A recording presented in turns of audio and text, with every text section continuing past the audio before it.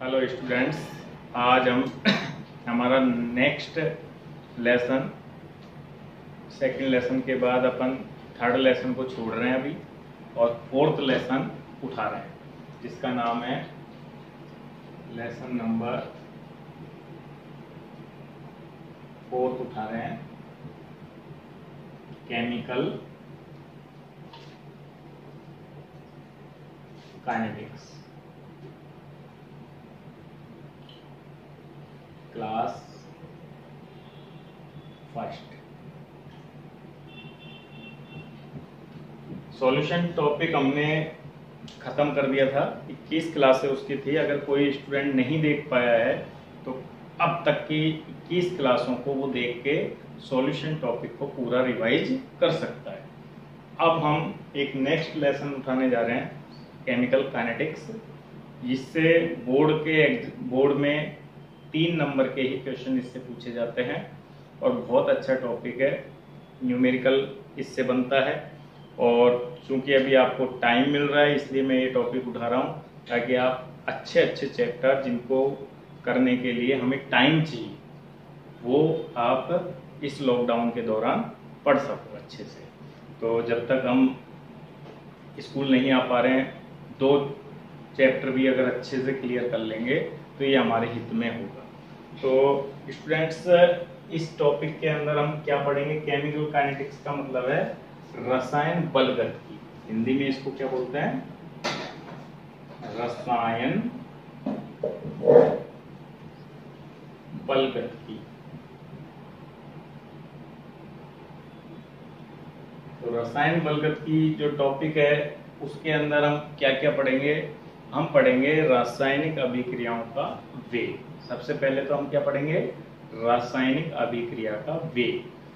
फिर पढ़ेंगे हम अभिक्रिया के वेग को प्रभावित करने वाले कारक, और उसके बाद हम अभिक्रिया की क्रियाविधि को समझेंगे। ठीक है, तो इस टॉपिक के अंदर जो पढ़ने वाले हैं वो है रसायन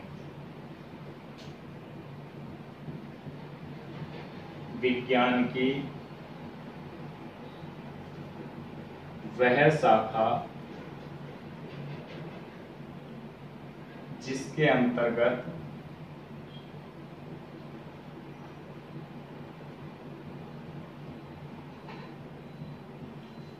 अभिक्रिया वेग को प्रभावित करने वाले कारक एवं अभिक्रिया की क्रियाविधि का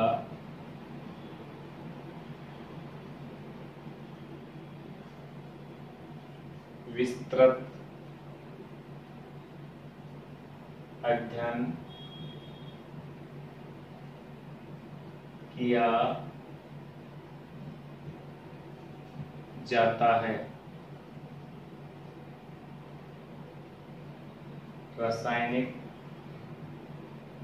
रसायन बलगतिकी कहलाती है। ठीक है, तो इसमें हम बच्चों क्या देखने वाले हैं कि एक तो अभिक्रिया का वेग पढ़ना है, एक वेग को प्रभावित करने वाले कारक पढ़ने हैं, और एक अभिक्रिया की क्रिया। 3 टॉपिक हमको इस चैप्टर के अंदर सीखने हैं। जैसे ये 3 टॉपिक हमारे क्लियर होंगे, हमारा मामला मतलब चैप्टर खत्म हो जाएगा। तो हम एक को 1 बाय 1 लेते हैं, जिसमें हम पहले समझते हैं अभिक्रिया का वेग। आपने फिजिक्स में भी ये वर्ड सुना होगा, वेग। वेग क्या होता है? अभिक्रिया वेग, या इंग्लिश में बोलते हैं रिएक्शन रेट या रेट ऑफ रिएक्शन। ठीक है, तो अभिक्रिया वेग या रिएक्शन रेट क्या होती है? रेट का मतलब होता है दर, दर मतलब या वेग का मतलब होता है, अब यहाँ अभिक्रिया कोई टाइम पीरियड में कोई दूरी थोड़ी तय करने वाली है, यहाँ है एक अभिक्रिया को होने में लगने वाला समय। ठीक है, अगर एक पर्टिकुलर अभिक्रिया कितनी देर में कितनी खर्च हो रहा है, यानी रिएक्टेंट कितनी देर में कितना खर्च हो रहा है, यही अभिक्रिया का वेग होता है। तो इसको डिफाइन हम ऐसे कर सकते हैं, परिभाषा जो है वो ये रहेगी, एकांक समय में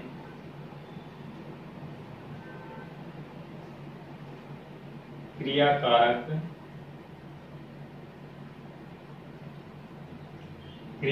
खर्च होगा तो उत्पाद क्या होगा, बनेगा। तो हम उत्पाद के संदर्भ में वेग को ले सकते हैं, क्रियाकारक के संदर्भ में भी ले सकते हैं। तो एकांक समय में क्रियाकारक अथवा उत्पाद की सांद्रता में होने वाला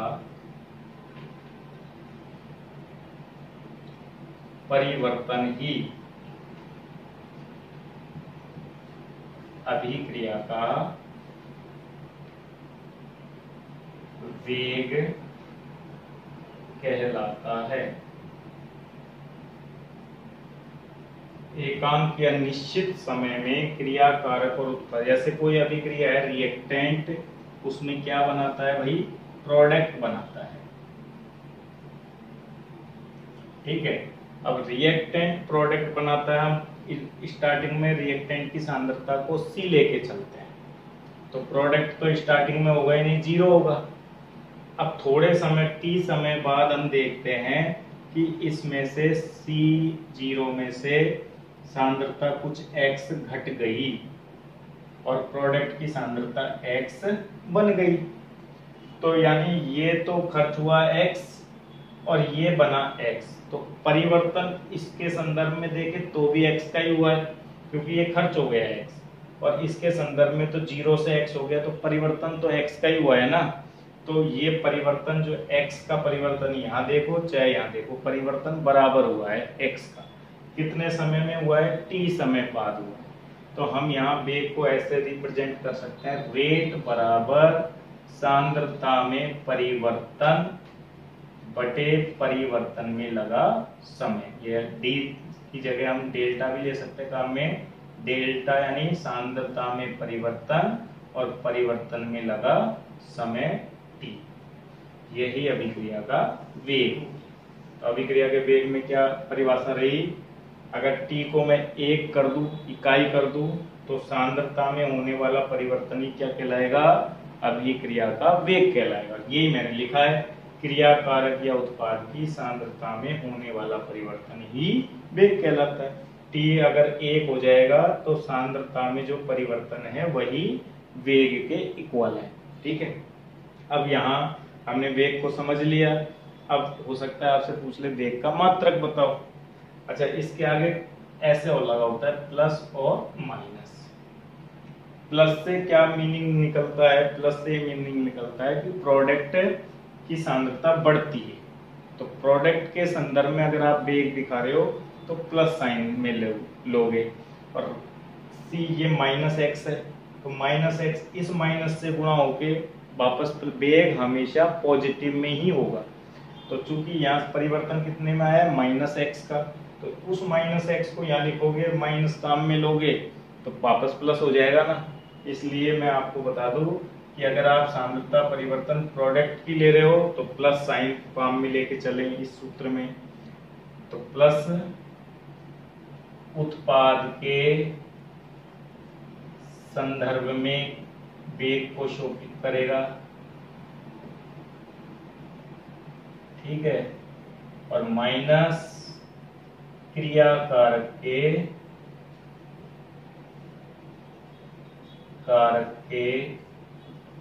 संदर्भ में वेग को शो करेगा। ठीक है, जैसे मान लो किसी भी चीज के आगे माइनस लगा हो तो आप समझ जाओ कि क्रियाकारक पदार्थ है वो, और प्लस लगा हो तो समझ जाओ वो जैसे फॉर एग्जाम्पल यहाँ मैं लिख देता हूँ, for example a + 2b = 3c। अब मुझे वेग शो करना है किसका, जैसे ए क्रिया कारक है, बी भी क्रिया कारक है, तो मैं जब ए के संदर्भ में काम लूंगा तो ए की सांद्रता में परिवर्तन में लगा समय डेल्टा टी, तो आगे क्या लगाऊंगा माइनस, ये रेट हो गई। ठीक है, ये किसके संदर्भ में, एक माइनस लगाया, क्यों लगाया माइनस, क्योंकि क्रिया कारक है। अगर यही चीज मैं इसके संदर्भ में लेता तो dc/dt, सी की सांद्रता में परिवर्तन में लगा समय, तो अब मैं क्या लगाऊंगा प्लस, या लगाओ भी मत, प्लस ये होता है, लगाओ नहीं इसका मतलब।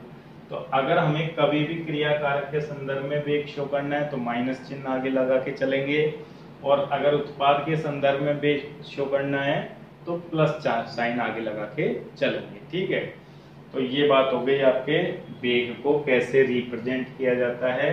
तो वैसे तो किसी भी पदार्थ की सांद्रता में परिवर्तन और उस परिवर्तन में लगा समय।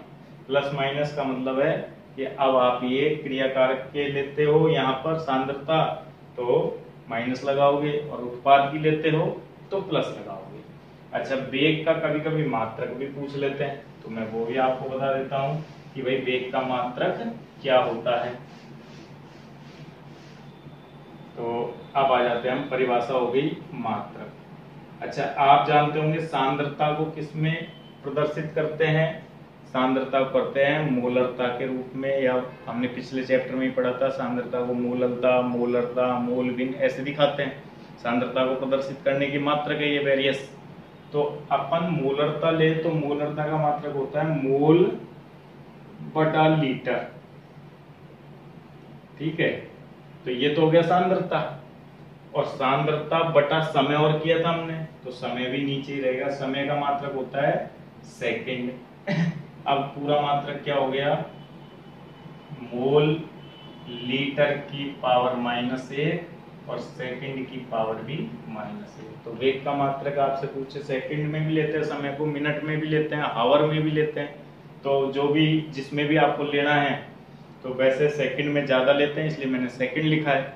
तो मोल लीटर इनवर्स, लीटर यहाँ से ऊपर आ गया, और सेकंड इनवर्स, ये आपके किसका मात्रक हो गया है, ये आपके वेग का मात्रक भी हो गया है। अब न्यूमेरिकल कैसे सॉल्व करें, तो अब हम न्यूमेरिकल प्रॉब्लम पे आ जाते हैं। ठीक है, तो न्यूमेरिकल प्रॉब्लम जैसे आपके पाठ में 4.1 क्वेश्चन ही ले लेता हूं, उसमें कह रखा है R = प्रोडक्ट, अभिक्रिया में क्रिया कारक पदार्थ की सांद्रता 0.2 मोलर से घटकर 0.1 मोलर होने में 10 मिनट का समय लेती है।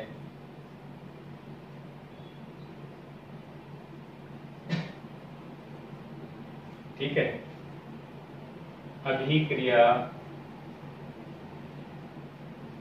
के वेग की गणना, अच्छा गणना mole litre inverse second inverse में करें। अब उसने पहले ही कह दिया कि सेकंड इनवर्स में करें, और हमको समय किस में दिया है, मिनट में दिया है, तो हमको यहाँ समय को सेकंड में बदलना पड़ेगा। अब इस प्रश्न को कैसे करेंगे हम, देखिए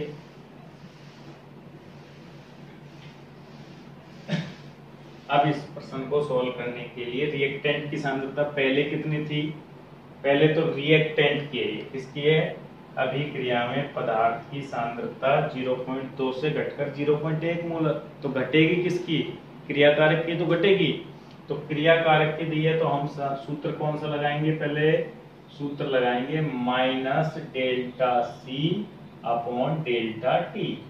ठीक है, अब परिवर्तन को हम कैसे लेते हैं, माइनस C2 माइनस C1, एक बाद की सांद्रता और पहले की सांद्रता, ये ऐसे फाइनल माइनस इनिशियल, और समय हो गया T2 माइनस T1। ठीक है, अब देखो अगर आप वैसे तो देखो इस माइनस का कोई मतलब ही नहीं है, आप परिवर्तन का आंकिक मान, क्योंकि वेग, ये ध्यान रखना वेग हमेशा पॉजिटिव में आएगा, तो परिवर्तन को आप पॉजिटिव में ले लो ना, घटिए, पर या आप ऐसे सूत्र के अकॉर्डिंग चलते हो तो चलते रहो भाई। C2 कितनी है, 0.1 मोलर, फिर कितनी रहेगी, पहले कितनी थी 0.2 मोलर, और आगे चिन्ह क्या आएगा माइनस में, समय कितना है 10 मिनट में, तो पहले 10 और पहले वाला समय कितना होगा 0 होगा, ये अभिक्रिया 0 पे तो शुरू ही होगी, माइनस ले लिया हमने। अब अगर आप पहले वैसे ही करते तो 0.2 में से 0.1 गया तो परिवर्तन तो 0.1 का ही आया, यहाँ भी 0.1 का आया, लेकिन माइनस में 0.1 का आया, तो माइनस इससे गुणा होके क्या हो जाएगा प्लस, परिवर्तन तो 0.1 का आया और लगा समय 10, लेकिन ये मिनट में है, हमें चाहिए सेकंड में, तो 10 इंटू कितना कर दूं मैं 60, तो कितना आ जाएगा 0.001 बटा 6। अभी 6 का भाग नहीं दिया मैं, तो 0 से और 0 आगे बढ़ गई, तो 6 का और दे देता हूँ 0.006 कम 6 और 6 36.016, इतनी बात है। ठीक है, तो ये आपके 1 0 लगेगी 1। ठीक है, तो ये आपके इसमें आ गया value mole litre inverse second inverse, वेग आपके क्लियर हो चुका है। ऐसे एक और क्वेश्चन उठाते हैं हम। तो 4.2 है क्वेश्चन नंबर 4.2। ठीक है, उसके अंदर देखो थोड़ा सा चेंज, पहले मैंने लिया था अभिक्रिया R इक्वल टू प्रोडक्ट, ठीक है, लेकिन उसमें लिख रखा है 2A इक्वल टू प्रोडक्ट। अभिक्रिया में A की सांद्रता 0.5 मोलर से घटकर 0.2 मोलर रहने में कोई भी समय ले लो, जैसे 5 मिनट लेती है।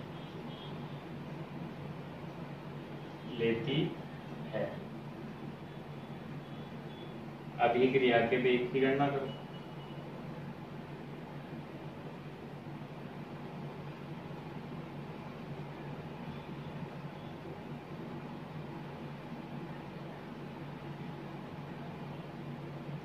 अब तुम लोग क्या करोगे, वही अभिक्रिया है, तुम वही सूत्र लगाओगे, VR बराबर माइनस डी ए की सांद्रता में परिवर्तन बटे परिवर्तन में लगा समय, और आप जस्ट ऐसे सॉल्व करोगे। ए की सांद्रता में परिवर्तन कितना हुआ 0.5 से 0.2, यानी सीधे लिख दूं मैं 0.3 प्लस में, अपने आप उस सूत्र को लगाओगे तो प्लस हो जाएगा, लेकिन डायरेक्ट भी लिख सकते हैं 0.3, और समय कितना लगा 5 मिनट, मैं मिनट में ही कैलकुलेट कर लेता हूँ, तो तुम ऐसे सॉल्व कर लो।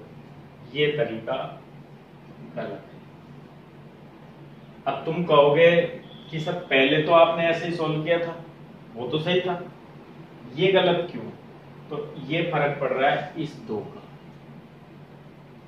दो का फर्क पड़ रहा है। पिछली बार अभिक्रिया में क्रिया कारक के साथ कोई गुणांक नहीं था, और इस बार ये गुणांक आ गया है, तो हमने ये जो चीज निकाली है ये अभिक्रिया का वेग नहीं है। लेकिन वेग नहीं है, अगर हम इसको ये कहें कि ये A के खर्च होने का वेग तो है, लेकिन ये केवल क्या है, हमने एक ही सांद्रता में परिवर्तन लिया है ना, तो हम यूं कहेंगे ये एक का खर्च होने का वेग है, अभिक्रिया का वेग नहीं है। एक के खर्च होने का वेग तो सही है, बिल्कुल अब ये सही है, लेकिन इसको अभिक्रिया का वेग कहना उचित नहीं है। अब तो फिर अभिक्रिया का वेग क्या होगा? अब इस अभिक्रिया को समझो। तो यह अभिक्रिया कह रहा है कि पहले अगर 2 को हटा देता हूं, अब ये कह रहा है ए जितनी दर से खर्च हो रहा है उतनी ही दर से प्रोडक्ट बन रहा है, और प्रोडक्ट की सांद्रता में परिवर्तन बटा परिवर्तन में लगा समय अभिक्रिया का वेग होता है। इसलिए ये अगर 2 नहीं होता तो यही तो ए के खर्च होने का वेग होता और यही प्रोडक्ट के बनने का वेग होता, मतलब कि अभिक्रिया का वेग होता। अब हम यूं कह सकते हैं कि ए दुगुना खर्च होके प्रोडक्ट बना रहा है, यानी प्रोडक्ट बनने की दर तो अभिक्रिया का वेग है, लेकिन ए को दुगुना खर्च होना पड़ रहा है। 2 मोल खर्च होते हैं तो 1 मोल बनता है, यही मतलब है ना इसका। 2 मोल खर्च होने पर 1 मोल बनता है। अगर प्रोडक्ट कितना बनता है? 1 मोल, और ए कितना खर्च होता है? 2 मोल। तो प्रोडक्ट बनने का तो अभिक्रिया का वेग है, लेकिन ए उससे डबल खर्च हो रहा है। तो अगर हम ए को आधा कर देते हैं तो ये क्या बन जाएगा? ये अब ए के खर्च होने का वेग नहीं है, अब ये हो जाएगा आधा करते अभिक्रिया का वेग, अभिक्रिया का वेग। तो इसका ये मीनिंग गया भाई कि अगर अभिक्रिया में क्रियाकारक जो पदार्थ है उनकी रस समीकरणमिति जो गुणांक है उसका हम उसके खुद के स्वयं के वेग में, विलुप्त होने के वेग में भाग लगा दें तो वो अभिक्रिया का वेग बन जाता है। तो मैं यहाँ आपको एक चीज बता देता हूँ, बड़ी काम की चीज है, कंफ्यूज करती है, इसलिए इसको आप जरा सा क्लियर कर लेना कि एक हेडिंग आ रहा है अब, अभिक्रिया वेग एवं रस समीकरण मिति में संबंध। देखो a + 2b = 3c, ये अभिक्रिया है। अब मैं इसमें dA/dt इसको शो कर रहा हूं, माइनस लगा रहा हूं। तो ये किसे शो करेगा? इसका गुणांक क्या है? कुछ भी नहीं है, मतलब 1 है, तो 1 का भाग भी लगा दूं तो ये हो गया अभिक्रिया का वेग, अभिक्रिया का वेग। और यही क्या है? ए के विलुप्त होने का वेग बराबर है, क्योंकि रस समीकरण मिति 1 है। अब ऐसे ही मैं B की सांद्रता में परिवर्तन लेता हूं और परिवर्तन में लगा समय और माइनस लेता हूं, तो ये किसे शो करेगा? ये करेगा अभिक्रिया के वेग को शो नहीं करेगा। ये केवल किसके बराबर है? ये P के विलुप्त होने का वेग, लेकिन ये क्या नहीं है? अभिक्रिया का वेग नहीं है। ठीक है, अब ये अभिक्रिया का वेग कब बन जाएगा? B डबल खर्च हो रहा है, जितना A खर्च हो रहा है, A का 1 मोल खर्च होता है तो B का 2 मोल खर्च होता है, मतलब डबल खर्च हो रहा है A के, और A अभिक्रिया का वेग है। तो हम P को भी अभिक्रिया का वेग बनाना चाहते हैं, तो ये डबल खर्च हो रहा है तो इसको आधा करो। यानी सीधे से मैं इतनी कहानी याद क्यों रखते? एक ही कहानी याद रख लो आप तो, कि अगर गुणांक होता है तो उसका भाग लगते ही वो अभिक्रिया के वेग को प्रदर्शित करेगा। तो अब dB/dt इसमें मैंने लगा दिया किसका भाग, इसकी रस समीकरणमिति गुणांक का भाग। तो अब ये किसका वेग है, अब ये बी के विलुप्त होने का वेग नहीं है, अब ये बन गया है अभिक्रिया का वेग। ऐसे ही सी, अगर हम सी को प्रोडक्ट माने तो ये प्लस लगाएंगे इसके आगे, ठीक है। तो ये अभी इसके गुणांक 3 है, तो अगर मैं इसके आगे 3 लगाता हूं 1/3, तो ये भी अभिक्रिया के वेग को प्रदर्शित करेगा। और मैं इसके आगे से 3 हटा लेता हूं तो ये केवल सी के बनने के वेग को प्रदर्शित करेगा, यानी del C upon D T plus, तो ये केवल क्या करेगा, अभिक्रिया के वेग को नहीं, सी के बनने का वेग है।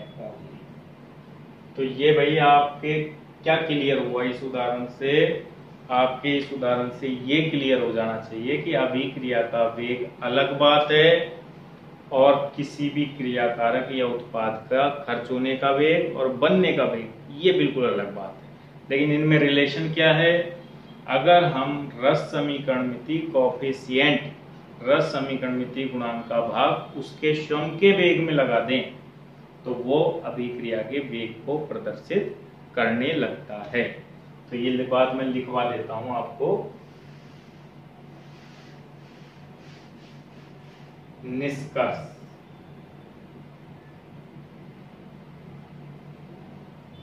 तो निष्कर्ष ये निकला बेटा, यदि किसी क्रियाकारक अथवा उत्पाद के स्वयं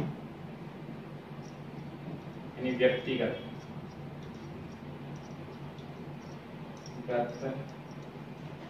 वेग में उसके रस समीकरण मिति गुणांक का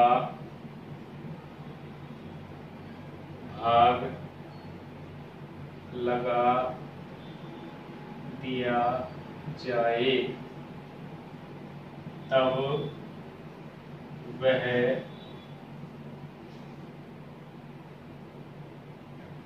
उस स्पेसीज के संदर्भ में अभिक्रिया के वेग को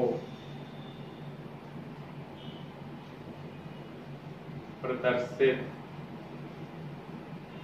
करता है।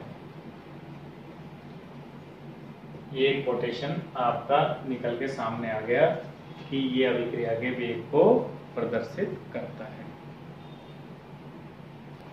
तो ये जो इस एग्जाम्पल का कंक्लूजन मैंने लिख दिया यहाँ कि हम किसी भी क्रियाकारक अथवा उत्पाद के संदर्भ में जो व्यक्तिगत वेग है उसको रस समीकरणमिति गुणांक का डिवाइड करके उसे हम वेग में कन्वर्ट कर सकते हैं। इस पर आपको एक एग्जाम्पल मिलेगा किताब का, एनसीईआरटी का 4.2 उदाहरण। उस उदाहरण को तो मैं करवाता नहीं हूँ, आप खुद करना, लेकिन उस जैसा ही एक और एग्जाम्पल मैं यहाँ आपको दिखाता हूँ।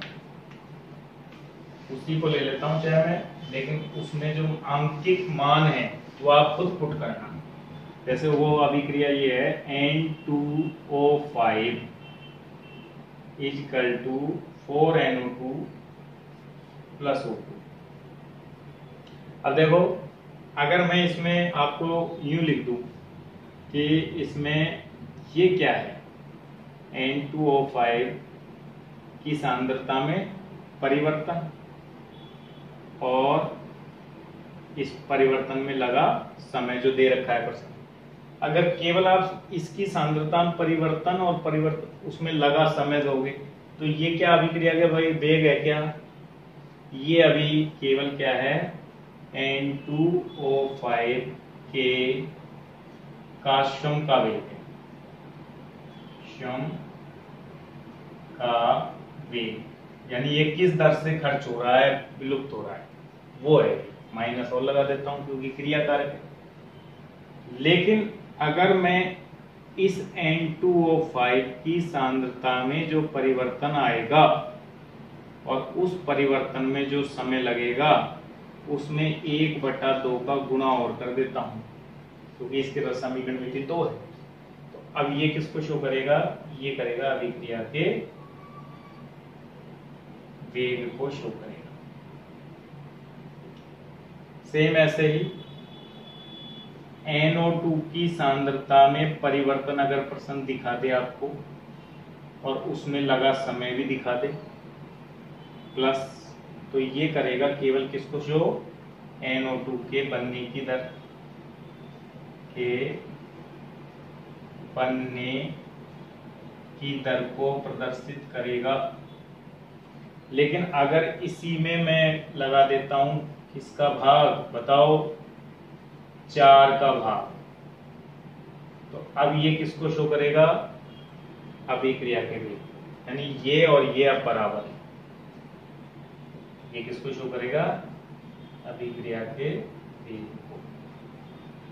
ठीक है, तो इस तरह से आप ऐसे O2 का तो 1 है, तो ये O2 का खुद का वेग और अभिक्रिया का वेग बराबर। अब ऐसे एक क्वेश्चन में तुम्हें होमवर्क के लिए दे देता हूं, आप घर पे करना उसको।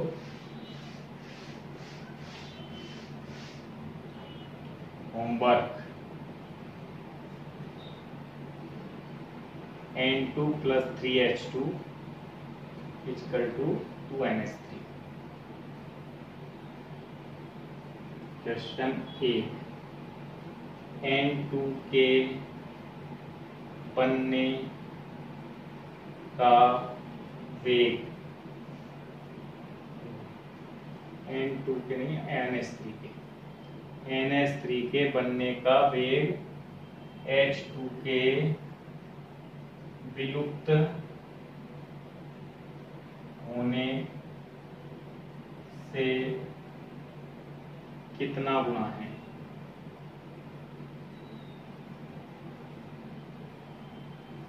दूसरा क्वेश्चन, H2 के विलुप्त होने का वेग N2 के विलुप्त होने के वेग से कितना गुणा है, ये संबंध आपको पता करनी है। तो बेटा ये हमारी पहली क्लास थी जिसमें हमने अभिक्रिया के वेग और वेग की गणना कैसे होती है उस पर आप 4.1, 4.2 क्वेश्चन कर पाओगे। उदाहरण नंबर 4.1, 4.2 आप स्वयं करेंगे और पीछे वेग से रिलेटेड अभ्यास में भी 4.1 और 2 क्वेश्चन हैं, उन्हें भी करेंगे। ठीक है, एक अमोनिया के विघटन की दर पूछिए, 4.3 है वो प्रश्न अभ्यास का, वो करेंगे। तो इस तरह से अगर आप लगातार क्वेश्चन प्रैक्टिस करते चलोगे तो चैप्टर पे आपकी कमांड बढ़ जाएगी। और बेटा दूसरी बात, इस चीज़ का भी ध्यान रखो, सभी कहते हुए हैं, मैं भी बोल रहा हूँ कि आप जब वीडियो देखें तो अगले, अब कई बच्चे मेरे से पूछते हैं सर आपको की क्लास नहीं आ रही, कब आएगी, अब नेक्स्ट क्लास कब आएगी। तो ये आप लोगों को बोलने की ज़रूरत ही नहीं है। अगर आप चैनल को सब्सक्राइब करोगे तो जैसे ही मेरा वीडियो अपलोड होगा आपको नोटिफिकेशन तुरंत ही मिल जाएगा उसका। इसलिए आप जब वीडियो देखें तो चैनल को सब्सक्राइब करना न भूलें। सब्सक्राइब करते ही आपको अगले वीडियो का नोटिफिकेशन मिल जाएगा। अभी मेरी क्लास बहुत दिनों के बाद इसलिए भी आई है क्योंकि कुछ शादी ब्याह के चक्कर में हम लोग बिजी हो गए थे, क्लास प्रॉपर नहीं बन पाई। लेकिन अब इस चैप्टर को के बाद आपको रेगुलर क्लासें मिलती रहेंगी। इस चैप्टर को लगभग मैं 10 से 15 क्लासों में ख़त्म कर दूँ। ठीक है, घर पे रहें, पढ़ते रहें, सुरक्षित रहें।